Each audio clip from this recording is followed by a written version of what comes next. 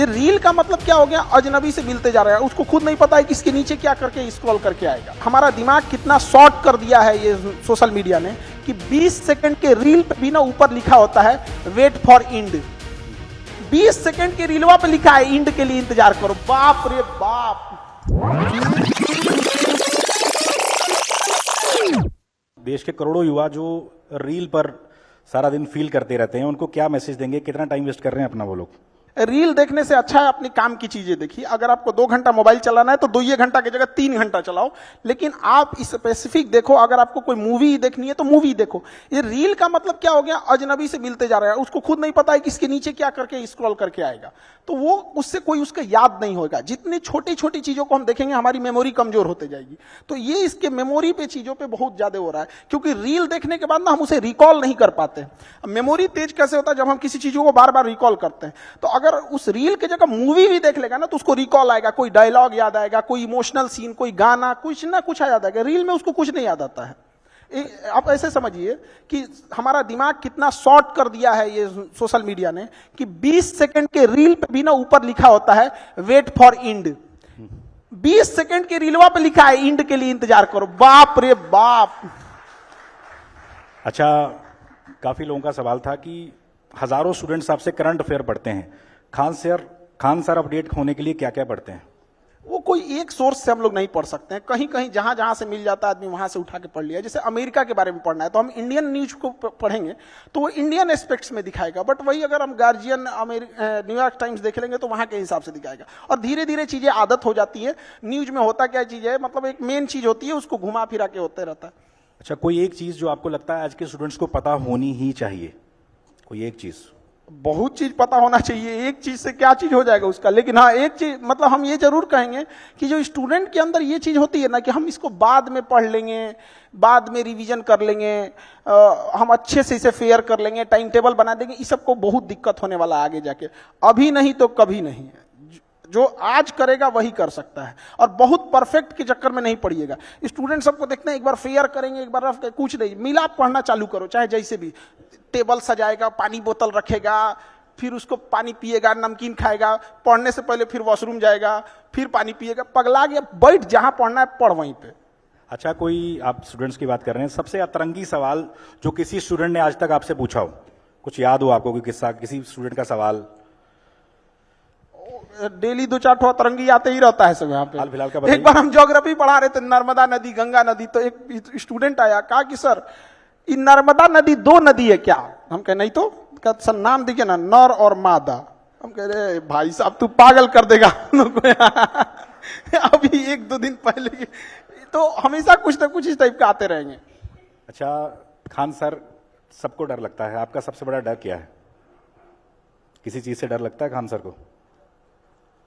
अलग अलग फील्ड में डर होता है, जैसे एक कोई चीज का डर नहीं ना होता। जैसे मान के चलिए एजुकेशन में एक चीज का ये लगता है कि जिस हिसाब से धांधली हो रही है, सीटों का कहां से कहां सीट कौन किसको बेच दिया जाएगा, तो डर इस बात का लगता है कि उन बच्चों का क्या होगा। हम तो यहां लड़ते रह गए कि भाई वो होगा, अब यहाँ पे जिसको कंट्रोल करना है वो कंट्रोल ही नहीं कर रहा है। हम तो इसी भरोसे बैठे हैं कि बीपीएससी हो जाए, यूपीएससी हो जाए, एसएससी हो, रेलवे हो, एनटीए हो, ये सीटों को रिजर्व रखे, मजबूती से रखे, और हम बच्चों को पढ़ाएंगे और ये लोग करेंगे। अब पता चला हम यहाँ बच्चों को पढ़ाते हैं, इधर धांधी हो जाते, मैं किसके लिए सजू, मेरा पिया आनहर है।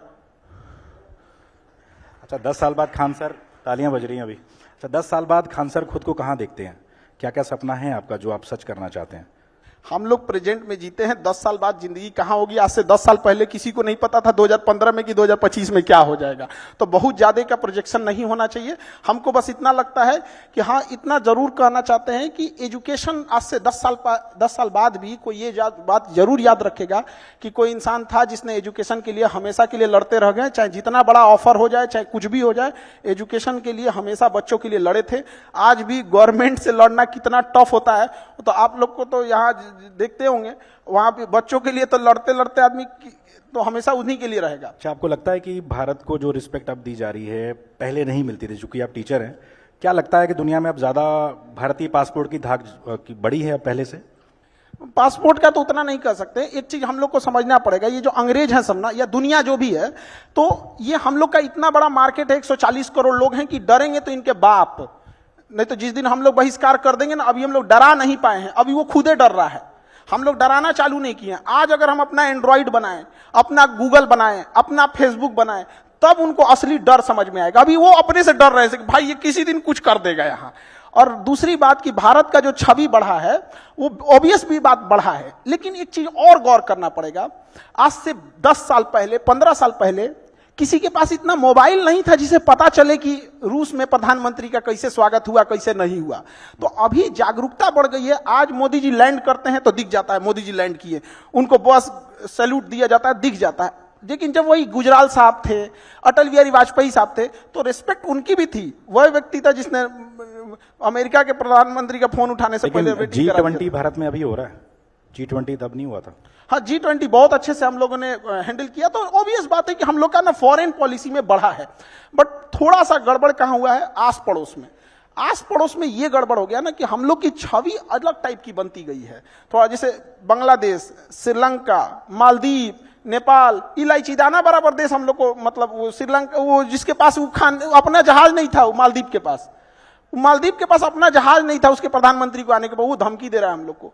तो ये चीजें नहीं होनी चाहिए। अभी जो बाद में माफी भी मांग लिया उन्होंने, तो ये तो पूरा बर्बाद करके मारेंगे। ये तो हम देश की बात कर रहे हैं। छोटे छोटे शहरों से भारत की ऐसा टैलेंट निकलता रहा है, भले वो महेंद्र सिंह धोनी हो, इस तरह के तमाम लोग, खान सर भी। तो आपको क्या लगता है जो छोटे छोटे शहरों में ऐसा रॉ टैलेंट हमारा बैठा हुआ है, उसको क्या मोटिवेशन देंगे, क्या बताना चाहेंगे कि भैया लगे रहो, कामयाबी मिलेगी? हर शहर में ऐसे लोग हैं। अब थोड़ा सा क्या होता है ना कि इंडिया में जो इंसान सक्सेस हो जाता है, लोगों को लगता है ये बहुत अलग किया होगा। एक आध नंबर से या थोड़े मोड़े चीजों से अगर चूक जाता है तो लोग इंडिया में ना उसको थोड़ा भी रिस्पेक्ट नहीं देते हैं। ये बहुत खराब लगता है। कोई कामयाब है तो इसका मतलब ये नहीं कि जो आपसे पीछे है वो आपके लायक नहीं है या आपसे कम जानता है। कभी कभी होता है कि मतलब उसके पीछे वाला बेटर उनसे ज्यादा बेटर जान रहा होता है। एक समय आएगा जब उसको भी लोग जानेंगे। तो थोड़ा बहुत वही कहते हैं कि लगे रहना चाहिए। कामयाबी एक दिन में नहीं मिलती है, लेकिन एक दिन तो जरूर मिलती है। चलिए, बिहार में चुनाव है और लोगों को जैसे पता लगा कि आपसे हम मिलने वाले, तो उन्होंने पूछा जरूर था हमसे कि आपको क्या लगता है प्रशांत किशोर जिस तरीके से गांव गांव जाकर मेहनत कर रहे हैं, मेहनत रंग लाएगी? भले सरकार ना बना पाए, आपको क्या लगता है कैसा काम कर रहे हैं प्रशांत किशोर? लोगों को जागरूक करना ये बहुत अच्छी चीज है। और एक व्यक्ति ने इतना हिम्मत दिखाया जो गांव गांव जाके पैदल चल रहा है। हम तो कहते हैं जागरूक ना करके कोई पैदलों चल के देखे कितना टफ होता है, गर्मी, बरसात, ठंडा। और क्या सिखा रहे हैं वो, लोगों को क्या कह रहे हैं, शिक्षा पे ध्यान दो, स्किल्ड पे ध्यान दो, यही सब चीज। ऐसा थोड़ी कर रहे हैं कि मतलब कोई गलत चीज सिखा रहे हैं। तो लोगों को जागरूक कर रहे हैं, बहुत अच्छा काम कर रहे हैं। उनको नतीजों में भी देखने को मिलेगा, उनको जरूर।